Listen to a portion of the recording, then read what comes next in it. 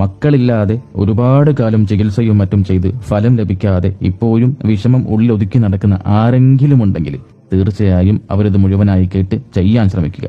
ആദ്യമായിട്ട് അവർ തഹജ്ജുദ് നിസ്കാരത്തിന് ശേഷം 369 തവണ റബ്ബി ലാ തദർനി ഫർദൻ വ അൻത ഖൈറുൽ വാരിസീൻ എന്ന് ബദാമിൽ ഓതി മന്ത്രിച്ച് കഴിക്കുക.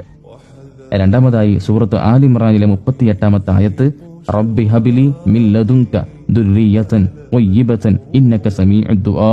അതേപോലെ തന്നെ സൂറത്ത് ഫുർഖാനിലെ 74-ാമത്തെ ആയത്ത് റബ്ബന ഹബ് ലന മിൻ അസ്വാജിന വദുർരിയാതിന ഖുർറത അഅ്യുനിൻ വജഅൽനാ ലിൽ മുത്തഖീന ഇമാമ എന്ന് പറയപ്പെട്ട ഈ 2 ആയത്തുകളും അവരുടെ ജീവിതത്തിൽ നിത്യമാക്കുകയും ചെയ്യുക. ഇൻഷാ അല്ലാഹ് ഹബീബായ തങ്ങളെ ബർക്കത്ത് കൊണ്ട് അങ്ങനെ ബുദ്ധിമുട്ട് അനുഭവിക്കുന്ന ആരെങ്കിലും ഉണ്ടെങ്കിൽ എത്രയും പെട്ടെന്ന് അവർക്ക് അല്ലാഹു തആല സന്താന സൗഭാഗ്യത്തിനുള്ള വഴി തുറന്നു കൊടുക്കട്ടെ. ആമീൻ യാ റബ്ബൽ ആലമീൻ.